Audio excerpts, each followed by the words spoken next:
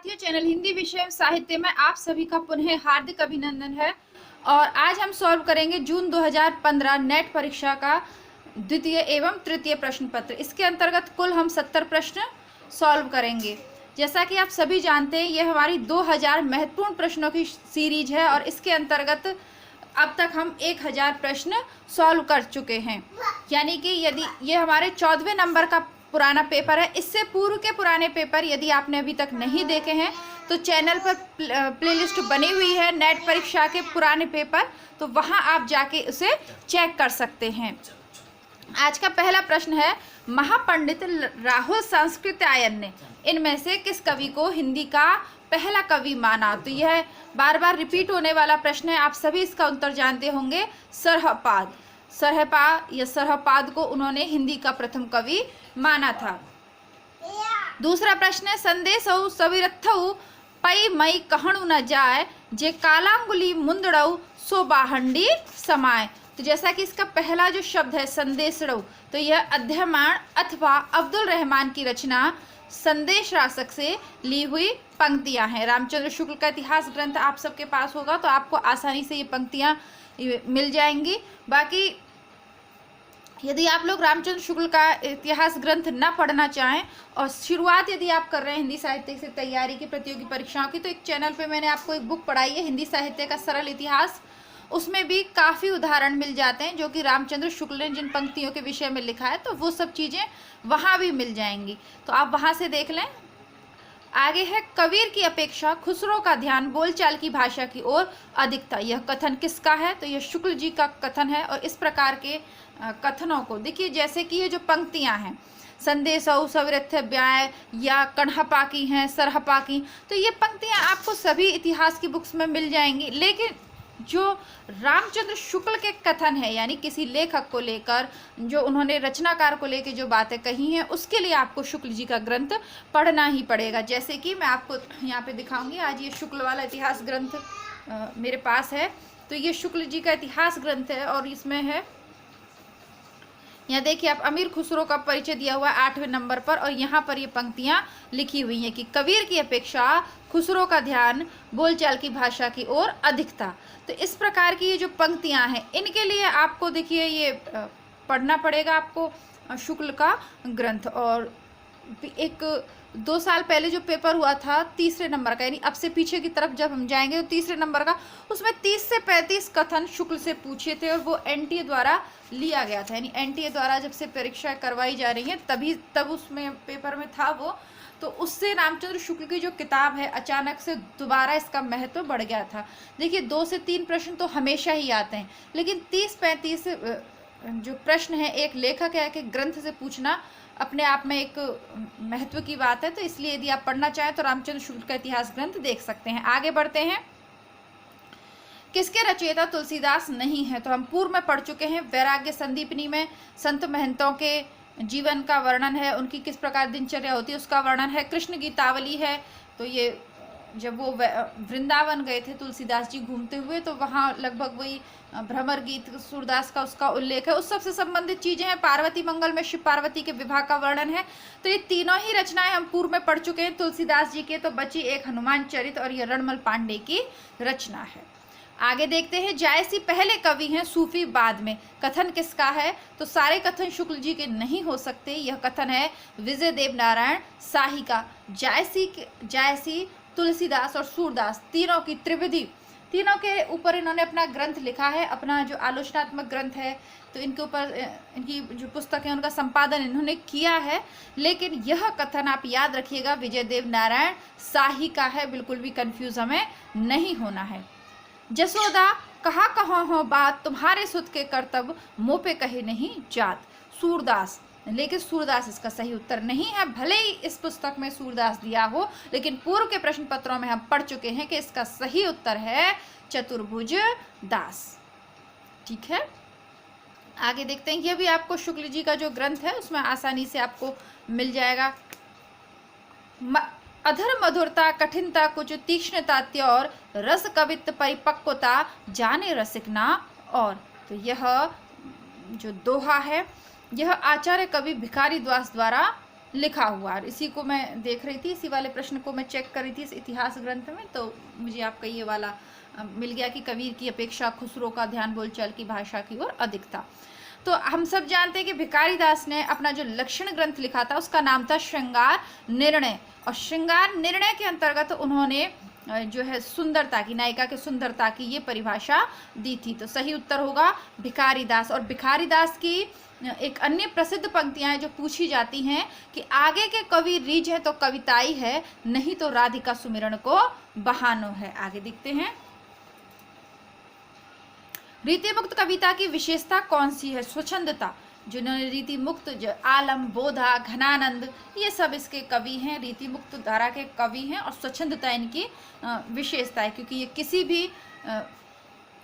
किसी भी रीति नीति का इन्होंने पालन नहीं किया, उससे मुक्त होकर इन्होंने रचनाएं लिखी हैं। रीति का पालन नहीं किया यानी कि कुल मिलाकर लक्षण और उदाहरण ग्रंथ इन्होंने रीति काल के अंतर्गत नहीं लिखे, जैसे कि आचार्य कवि, भिखारी दास, चिंतामणि देव, इन लोगों ने लिखे थे। एकांत संगीत रचना है हरिवंश राय बच्चन की, कंफ्यूज नहीं होना। एक और रचना है एकांतवासी योगी। तो एकांतवासी योगी वह रचना है श्रीधर पाठक की, और एकांत संगीत यह रचना है हरिवंश राय बच्चन की। यदि एकांतवासी योगी आए तो वो एक जो रचना है हर्मिट, जो अंग्रेजी रचना है हर्मिट, उसका अनुवाद किया है श्रीधर पाठक ने एकांतवासी योगी के नाम से। और यहाँ पूछा है एकांत संगीत, तो ये हरिवंश राय बच्चन की हो जाएगी। हरिवंश राय बच्चन की वैसे आत्मकथा अधिकतर पूछी जाती है। रचनाओं की बात करें तो एकांत संगीत और निशा निमंत्रण, मधुबाला, मधु कलश, वो सब तो आप जानते ही होंगे। आगे देखते हैं, दुखनी वाला नाटक के लेखक हैं राधा कृष्ण दास। और इन सभी जो बाकी के तीनों राइटर यहाँ पे लिखे हुए हैं, इनके नाटक हम पीछे सुमेलित करने वाले में पढ़े आए हैं, इसलिए मैं यहाँ नहीं बता रही हूँ। जैसा कि मैंने आपको कहा कि जिनकी व्याख्या पूर्व में करे आए उन्हें बार बार हम नहीं पढ़ेंगे। कौन सा कहानी संग्रह प्रेमचंद का नहीं है? प्रेम पचीसी, प्रेम द्वादशी, सप्त सरोज, ये तीनों प्रेमचंद के कहानी संग्रह। मोहब्बत की राहें इनका कहानी संग्रह नहीं है। और इसी के साथ मैं आपको बताना चाहूँगी, जितने भी लोग पहली बार इस वीडियो को देख रहे हैं वो चैनल को सब्सक्राइब ज़रूर कर लें। साथ ही साथ चैनल पे उपलब्ध जो प्लेलिस्ट है तो उसके माध्यम से आप चेक करते रहें। जितनी भी कहानियाँ, जितने भी निबंध आपके सिलेबस में लगे हुए हैं वह सब मैं करवा चुकी हूँ। कुछ नाटक, कुछ उपन्यास भी अब चैनल पे कर चुके हैं। और व्यंग जो 10वें नंबर की आपकी इकाई है उसके भी कुछ प्रश्न हम कर चुके हैं। इकाई 2 हिंदी साहित्य का इतिहास, यह भी चैनल पे हम कर चुके हैं। कहने का तात्पर्य यह है कि मेरे साथ पुराने प्रश्न पत्रों को सॉल्व करने के साथ साथ आप अपने स्तर पर प्रतिदिन प्लेलिस्ट को चेक करिए। यदि आप असिस्टेंट प्रोफेसर की परीक्षा दे रहे हैं तो अपने सिलेबस के अनुसार प्लेलिस्ट को चेक करते रहिए और उपलब्ध विषय सामग्री के माध्यम से स्वयं की तैयारी करते रहिए। आगे बढ़ते हैं, वीडियो को आप लोग पूरा देखिएगा, क्योंकि आप लोग वीडियो में जितने भी प्रश्न हैं सभी महत्वपूर्ण है। ऐसा नहीं है कि कुछ ही प्रश्न महत्वपूर्ण है। आगामी परीक्षा के लिए आपके लिए बहुत ही उपयोगी होने वाला है, तो वीडियो को पूरा देखिए। और आप जानते हैं अभी यूपीएससी टॉपर्स के इंटरव्यू आ रहे हैं, क्योंकि यूपीएससी का रिजल्ट आया हुआ है। तो आपने देखा होगा कि मैंने आपको शुरू में ही समझाया था कि 8-10 ग्रंथों को पढ़ने की अपेक्षा ये ज़्यादा श्रेयस्कर है कि आप एक ग्रंथ को 10 बार पढ़ लें या एक पुस्तक को 10 बार पढ़ लें। और ये अभी मैं अखबार पढ़ रही थी तो मतलब उसमें था, उस सबके इंटरव्यू थे, वो भी था। और दूसरा मैंने ये भी कहा था आपको जब हिंदी साहित्य का इतिहास सरल वाला पढ़ाया था कि आप यदि बोझ समझ के पढ़ाई करेंगे तो फिर पढ़ाई भारी लगने लगेगी। और हिंदी साहित्य की प्रवृत्तियों को समझते हुए कि उस काल में कैसा राजनीतिक माहौल था, रीतिकाल का राजनीतिक माहौल कैसा था, आदिकाल का सांस्कृतिक माहौल कैसा था, किस तरीके की आर्थिक समस्याएं थी, किस तरीके के समाज में परिवर्तन हो रहे थे, अगर उसे समझते हुए आप हिंदी साहित्य के इतिहास को पढ़ेंगे तो रचनाएं भी याद हो जाएंगी और जो एक्स्ट्रा जो प्रश्न बनते हैं ना उनका उत्तर भी आप आसानी से दे पाएंगे। आगे देखते हैं, कौन सा कहानी संग्रह फणीश्वरनाथ रेणु का नहीं है? तो गरीबी हटाओ उनका नहीं है। आदिम रात्रि की महक, अग्निखोर, अच्छे आदमी, और एक और है बन तुलसी की गंध, ये सब फणीश्वरनाथ रेणु के कहानी संग्रह। और जैसा कि हम जानते हैं कि यह एक आंचलिक कथाकार या आंचलिक उपन्यासकार ये है। इनकी दोनों कहानी हम चैनल पे पढ़ चुके हैं। आगे देखते हैं, मृणाल किस उपन्यास की प्रमुख पात्र है? बार बार ये रिपीट हो रहा है, तो यह जिनेंद्र का उपन्यास है त्यागपत्र, उसकी प्रमुख पात्र है मृणाल। बंबई के मजदूर संगठनों के जीवन संघर्ष पर आधारित उपन्यास है आवा। समरांगण इसमें उत्तर दिया हुआ है, लेकिन आप लगा लीजिएगा आवा, जो कि चित्रा मुदगल द्वारा 1999 में लिखा हुआ था उपन्यास है, तो उसकी वह मजदूरों बम्बई के मजदूर संगठनों के जीवन संघर्ष पर आधारित है। सम्रांगण मेहरुनिसा परवेज ने लिखा है 2002 में, जिसमें नारी जीवन के जो समस्याएं उनका चित्रण है। अंतर्वशीय उषा प्रियमवदा ने लिखा है 2000 में, और इसमें अमेरिका में जो प्रवासी भारतीय रह रहे हैं उनके जीवन से संबंधित चित्रण है। अनित ने लिखा है मृदुला गर्ग ने, जो स्वतंत्रता के प्राप्ति के बाद की जो भारत की स्थिति है उसका इसमें वर्णन है। अब देखिए ये सब थोड़ा सा किचपिच हो जाती है। कारण ये कि ये प्रश्न पत्र कई बार, एक बार मैंने अपने लिए भी पढ़े थे, फिर एक बार और पढ़े, और अब ये तीसरी बार मैं आप लोगों को करवा रही हूँ, तो थोड़ा सा इसी में जो लिखते हैं। अब देखिए मैंने आप लोगों के लिए तो अलग से जैसे स्थापना और तर्क वाली प्लेलिस्ट वगैरह मैं बनाती हूँ, लेकिन अपने लिए तो मैंने यहीं खाली जो पेज रहते हैं ना पीछे, इन्हीं पे अपना लिख के और काम चला लिया था, क्योंकि तब इतना समय ही नहीं था। चलिए आगे देखते हैं। शिव शंभू के चिट्टे के रचनाकार हैं बाल मुकुंद गुप्त। ये निबंध हम चैनल पे पढ़ चुके हैं, 1904 में ये लिखा गया था। और काशी नागरिणी प्रचारणी सभा के प्रथम सभापति कौन थे इसके प्रथम सभापति? तो इसके प्रथम सभापति थे बाबू श्याम सुंदर दास। काशी नागरिणी प्रचारणी सभा के प्रथम सभापति थे बाबू श्याम सुंदर दास, और इसके जो स्थापक थे वो थे पंडित राम नारायण मिश्र और ठाकुर शिव कुमार सिंह, बाबू श्याम सुंदर दास। तो ये सभी शुरुआती में इसके संस्थापकों में थे। रामचंद्र शुक्ल इसके कभी संस्थापक नहीं रहे, ये सब हम पहले क्लियर कर चुके हैं। और बाबू श्याम सुंदर दास ही सरस्वती पत्रिका के प्रथम संपादक भी थे। काशी नागरिणी प्रचारणी सभा की स्थापना 1893 में हुई थी, और 1896 में नागरिणी प्रचारणी सभा द्वारा त्रैमासिक पत्रिका निकाली गई थी, यही वाली, इस नाम यही था, नागरिणी प्रचारणी सभा। ठीक है, तो ये सारी चीज़ें जो प्रश्न पूछे जाते हैं वो एक जगह पर मैंने आपके लिए लिख दिए हैं। आशा करती हूँ कि एग्जाम में जब प्रश्न आएगा तो आप लोग गलत नहीं करेंगे। आगे देखते हैं। ऐसा कौन सा विराम चिन्ह है जो हिंदी में अंग्रेजी भाषा से नहीं लिया गया है? तो ये जो पूर्ण विराम है ये हिंदी का ही, अंग्रेजी भाषा से नहीं लिया हुआ है। प्रयत्न के आधार पर ल किस प्रकार की ध्वनि है? तो ल पार्श्विक ध्वनि है। कौन सा शब्द अलंकार नहीं है? श्लेष, वीपसा, उपमा, वक्रोक्ति। तो उपमा शब्द अलंकार नहीं है, उपमा अर्थ अलंकार है। रस सूत्र की व्याख्या करते हुए अभिव्यक्तिवाद की स्थापना अभिनव गुप्त ने की है। किसने की है? अभिनव गुप्त ने। ये सब मैं आपको पूर्व में बता चुकी हूँ कि भरत मुनि के रस सूत्र के व्याख्याकार 4 हैं, तो उनमें से अभिव्यक्तिवाद की स्थापना करी है अभिनव गुप्त ने। आगे देखते हैं। जयमयंक जस चंद्रिका के लेखक हैं मधुकर कवि। पृथ्वीराज रासो के हैं चंद्रवरदाई, श्रवकाचार्य के हैं देवसेन, और नेमिनाथ रास के हैं सुमति मणि। आगे देखते हैं। साहित्य लहरी रचना है सूरदास की, प्रेम वाटिका है रसखान की, रस मंजरी है नंददास की, और भक्त नामावली है ध्रुवदास की। आगे देखते हैं। आलम की रचना है माधवानल कामकंदला, घनानंद की है सुजान हित प्रबंध, ठाकुर की है ठाकुर ठसक, और द्विजदेव की है श्रृंगार लतिका सौरभ, और ये इश्कनामा शायद बोधा की है। आगे देखते हैं। एक पतंग अनंत में अशोक वाजपेयी की रचना है। यहाँ से देखो केदारनाथ सिंह की रचना है, और बात बोलेगी शमशेर बहादुर सिंह की रचना, और आत्मजयी कुंवर नारायण सिंह जी की रचना है। आगे देखते हैं। सूखी डाली रचना है उपेंद्रनाथ अश्क की, कारवा है एकांकी है भुवनेश्वर प्रसाद की, बादल की मृत्यु एकांकी है राम कुमार वर्मा की, और एक घूंट यह एकांकी है जयशंकर प्रसाद की। आप लोग वीडियो को लाइक करने में बहुत ज़्यादा कंजूसी करते हैं भाई। अगर आपको 1 या 2 प्रश्न भी अगर आप इस वीडियो के माध्यम से सीख के जा रहे हैं, इस क्लास से यदि आपको कोई लाभ हो रहा है, तो आप प्लीज़ वीडियो को लाइक ज़रूर कीजिए। बाकी आपके कोई सुझाव हो तो आप कमेंट बॉक्स में लिख सकते हैं। मेरी आत्म कहानी रचना है श्याम सुंदर दास की, स्मृति की रेखाएं रचना है महादेवी वर्मा की, माटी की मूर्तें रचना है रामवृक्ष बेनीपुरी की, और हरिश्चंद्र यह रचना है श्याम सुंदर दास की। ठीक है, अच्छे से आप याद करिएगा। ममता कालिया, इसको देखिए कल के पेपर में रिपीट हुआ था ना, ये वही रिपीट हो गया है। ममता कालिया की रचना है एक पत्नी के नोट्स, नासिरा शर्मा की है जिंदा मुहावरे, चित्रा मुदगल का है एक जमीन अपनी, अलका शारगवी की है शेष कादम्बरी, और एक पति के नोट्स किसकी है? महेंद्र भल्ला की रचना है। तो इस प्रकार आपको ये याद कर लेनी है, और वर्तमान में आधुनिक उससे प्रश्न अधिक पूछे जा रहे हैं तो पूछी जा सकती है। औचित्य विचार चर्चा क्षेमेंद्र की है क्योंकि औचित्य संप्रदाय के हैं।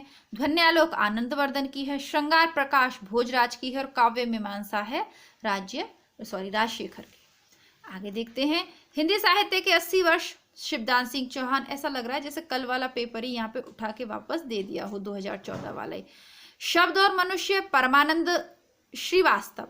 अज्ञे वागार्थ वैभव रमेशचंद्र शाह और लोकवादी तुलसी, यह है विश्वनाथ त्रिपाठी की। आगे देखते हैं, हरिकृष्ण प्रेमी का है नाटक रक्षाबंधन। गोविंद बल्लभ पंत का है अंगूर की बेटी। लक्ष्मी नारायण मिश्र का है सन्यासी और चंद्रगुप्त विद्यालंकार का है अशोक। तो ठीक है, इसके बाद तो ये जो आपके स्थापना और तर्क वाले प्रश्न है, ये रामचंद्र शुक्ल की जो निबंध मैंने आपको चैनल पे पढ़ाए हैं उसमें से पूछे गए हैं। और ये जो गद्यांश है ये भी निबंध कविता क्या है उसमें से पढ़ा आया है। तो इस सब की व्याख्या कर चुके हैं पूर्व में, तो यहाँ समय को बर्बाद न करते हुए आगे इस पे बढ़ते हैं। ब्रिज भाषा का विकास किससे हुआ है? शौरसेनी से, है ना। अपभ्रंश, सॉरी ये गलत प्रश्न पत्र मैं आपको करवा रही हूँ, ये नहीं है, 2015 का ये है, ठीक है। अब ये गलत ना हो इसके लिए इसमें कुछ लगा के मैंने रख दिया था, लेकिन वो दूसरा पेज पलट गया। आइए देखते हैं, हमारा हिंदी साहित्य का इतिहास सर्वप्रथम किस भाषा में लिखा गया था? हम सभी जानते हैं गारसा दातासी ने फ्रेंच भाषा में इसको लिखा था। पंडिय सल संत बखानिए, देही बुद्ध बसंत न जानिए, सरहपाकी हैं। आध्यात्मिक रंग के चश्मे आजकल बहुत सस्ते हो गए हैं, यह विद्यापति के विषय में शुक्ल जी ने कहा था। मैथिली हिंदी में रचित गद्य की पहली पुस्तक है वर्ण रत्नाकर, ज्योतिष ठाकुर द्वारा लिखा हुआ एक शब्दकोश है। ये सारे प्रश्न कल के जो 2014 वाला प्रश्न पत्र है उससे रिपीट हुए हैं। राजमती विसलदेव रासो की नायिका है, जिसको नरपति नाल ने 1155 में इस ग्रंथ को लिखा था। शाश्वती डायरी के लेखक है रघुवीर सहाय। और मीराबाई ने किसकी रचना नहीं करी है? तो गीत गोविंद, टीका, राग गोविंद, नरसिंह जी का मायरा, इन सभी की रचना मीराबाई ने की है। प्रेम तत्व निरूपण कृष्णदास जी की रचना है, मीराबाई की नहीं है। कृष्णदास एक गुजराती कवि थे, गुजरात के रहने वाले थे और बल्लभाचार्य के शिष्य थे, अष्टचाप के कवि थे। रीतिकाल के किस कवि ने अपनी कविताओं में ऋतुओं के साथ ऋतुओं और त्योहारों के साथ जीवन को खूबसूरती से मिलाया है? पद्माकर। देखिए, प्रकृति वर्णन के लिए कौन प्रसिद्ध है? सेनापति। लेकिन जब बात ऋतु वर्णन, ठीक है, एक ऋतुओं का अलग अलग ऋतुओं के हिसाब से जीवन का चित्रण किया है पद्माकर ने। और त्योहारों का भी आपने इनकी प्रसिद्ध पंक्तियां पढ़ी होंगी।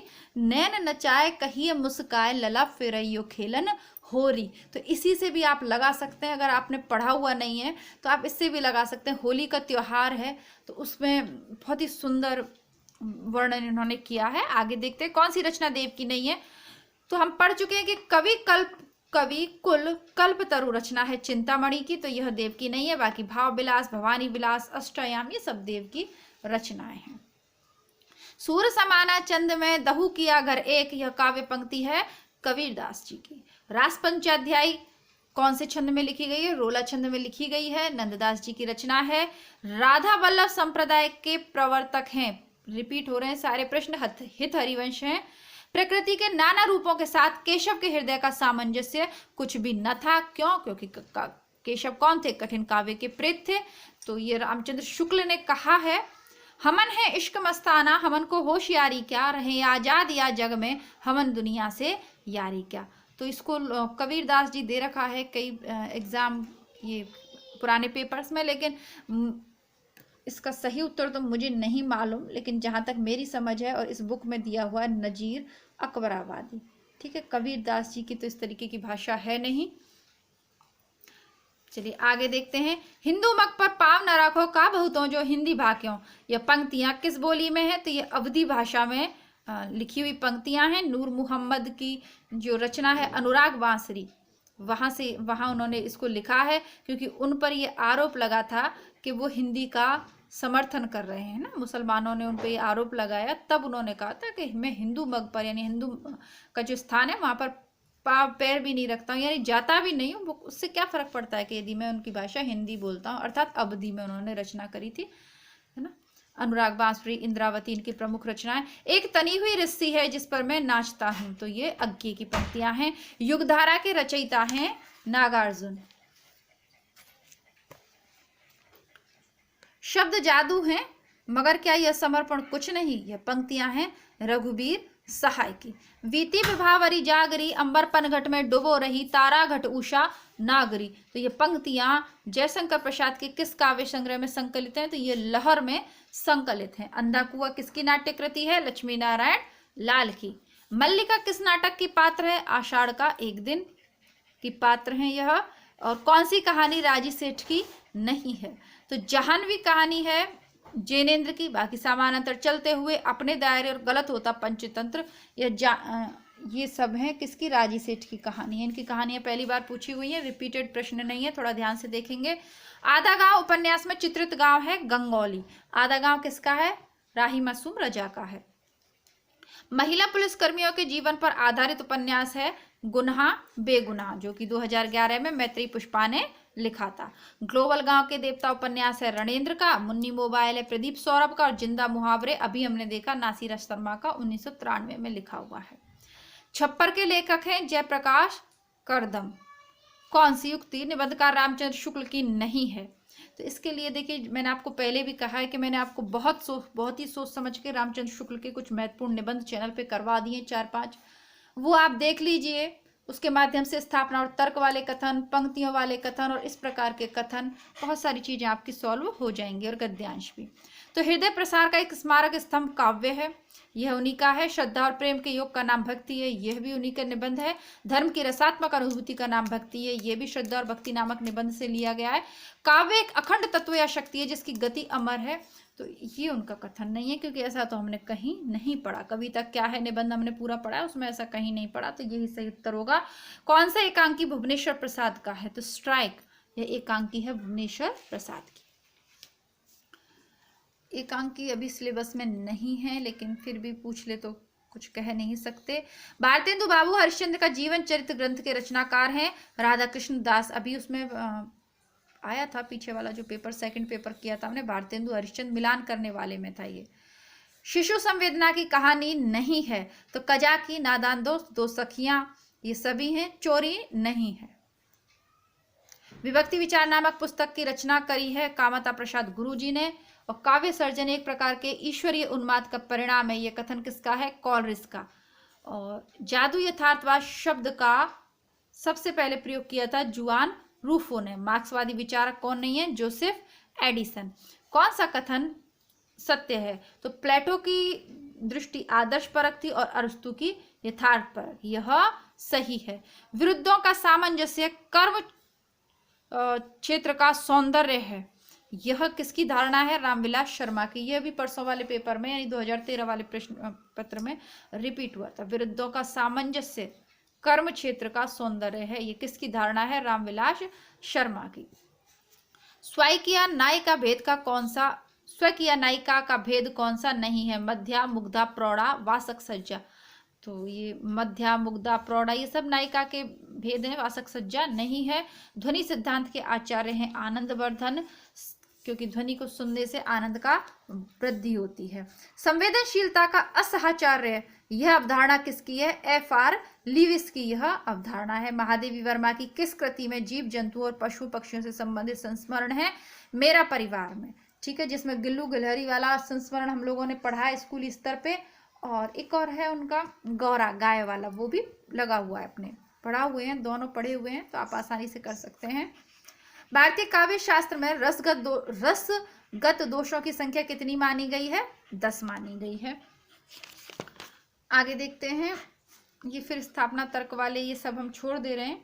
और आप लोगों से मेरे बार बार अनुग्रह है कि स्थापना और तर्क की जो प्लेलिस्ट बनी हुई है आप लोग उसको अपने स्तर पे चेक कर लीजिएगा। जैसे इस प्रश्न पत्र में 8-10 स्थापना और तर्क वाले प्रश्न पूछे गए हैं, तो फिर ये आपके सिलेक्शन में महत्वपूर्ण भूमिका निभाते हैं और बहुत ही करने में भी बहुत ही ईजी होते हैं। कैसे करने हैं, कहाँ से पूछे जाते हैं, तो ये सारी चीज़ें उसमें मैं क्लियर कर चुकी हूँ, प्लेलिस्ट बनी हुई है, आप उसको चेक कर लीजिएगा। सर्वंगी रचना है रज्जब की, ज्ञानबोध है मलुक दास की, प्रेम प्रकाश है धरणीदास की, और शब्द सागर है बुल्ला साहब की। तो ये रचना है, उनके ग्रंथ हैं, उनके साथ सुमेलित करना है। आगे देखते हैं भूषण। भूषण का ग्रंथ है रस सारांश, घनानंद का है इश्कलता, सुरती मिश्र का है रस रत्नाकर और मतीराम का है रसराज। तो ये इश्कलता अभी पिछले उसमें ही पूछा गया था, मैं आपको बोधा का बता रही थी, लेकिन ये घनानंद का है। ठीक है, दोबारा से देख लेते हैं। भूषण है रस सारांश, घनानंद का है इश्कलता, सुरती मिश्र का है रस रत्नाकर और मतीराम का है रसराज। सुरासुर निर्णय यह ग्रंथ है ये गद्य रचना है मुंशी सदा सुखलाल की। भाषा योग वशिष्ठ है रामप्रसाद निरंजनी की, बार बार पूछी जाती है। भाषा पद्म पुराण है दौलतराम जैन का, और चिद्विलास यह है दीपचंद जैन की। निशा निमंत्रण हरिवंश राय बच्चन की है। प्रभात फेरी नरेंद्र शर्मा की है। नींद के बादल केदारनाथ अग्रवाल की है ना, क्योंकि और जीवन के गान यह किसकी है, शिव मंगल सिंह सुमन की है। केदारनाथ अग्रवाल, तो वो मैंने आपको एक बताया था कि केदारनाथ अग्रवाल की, तो आप केदारनाथ पे जो प्रलय आई थी है ना, तो उसके माध्यम से आप उसको याद कर लें। तो नींद के बादल है ना, तो ये उस तरीके से आप लगा के कर सकते हैं। इसी तरीके से मैंने करी थी, इसलिए मैंने आपको बताया नींद के बादल, क्योंकि नींद तो आई नहीं और बादलों ने ही तो, वहाँ बादल ही तो फटा था, उसी के माध्यम से तो प्रलय आई थी ना वहाँ पे उत्तराखंड में केदारनाथ में। तो वो आप उस तरीके से याद कर लें कि जब नींद खुली तो सब कुछ नष्ट व्यस्त हो गया था। भारत दुर्दशा भारतेंदु हरिश्चंद्र की है। मयंक मंजरी किशोरीलाल गोस्वामी की है। रुक्मणी परिणय अयोध्या सिंह उपाध्याय हरिओत की, और सीता वनवास ज्वाला प्रसाद मिश्र जी की रचना है। गुलबहार कहानी है किशोरीलाल गोस्वामी की। 11 वर्ष का समय कहानी है रामचंद्र शुक्ल की। पंडित और पंडितानी कहानी है गिरिजा दत्त वाजपेयी की, और कुंभ में छोटी बहू कहानी है मास्टर भगवान दीन की। साहित्य का श्रेय और प्रेय यह निबंध संग्रह है जैनेन्द्र का। आलोक पर्व है हजारी प्रसाद द्विवेदी का। रेती के फूल है दिनकर का, और आस्था और सौंदर्य है रामविलास शर्मा का। लिरिकल बैलेट्स के रचनाकार हैं वर्ड्सवर्थ। बायोग्राफिया लिटरेरिया के हैं कॉलरेज। एस्थेटिक के हैं Croce. The foundation of the aesthetics इसके हैं रिचर्ड्स। नया साहित्य नए प्रश्न ये कौन कहता है, नंद दुलारी वाजपेयी जी का। आलोचनात्मक ग्रंथ है रस सिद्धांत है नगेंद्र का। मार्क्सवादी साहित्य चिंतन, मार्क्सवादी साहित्य चिंतन यह ग्रंथ है शिव कुमार मिश्र का। और रोमांटिक साहित्य शास्त्र यह है देवराज उपाध्याय का। आगे देखते हैं उज्ज्वल नीलमणि के रचनाकार हैं रूप गोस्वामी। कुबलय माला के अप्य दीक्षित। साहित्य दर्पण के हैं विश्वनाथ, और रस गंगाधर के पंडित जगन्नाथ। तो इसी के साथ ही हमारा आज का प्रश्न पत्र समाप्त होता है, जून वाला। कल की क्लास में हम हल करेंगे 2015 का दिसंबर के दोनों प्रश्न पत्र। आशा करती हूँ आपको वीडियो अच्छा लगा होगा। अच्छा लगा हो वीडियो को लाइक कीजिएगा, चैनल को सब्सक्राइब कर लीजिएगा, और अधिक से अधिक आप अपने मित्रों में शेयर कीजिए। नमस्कार, जय हिंद, धन्यवाद।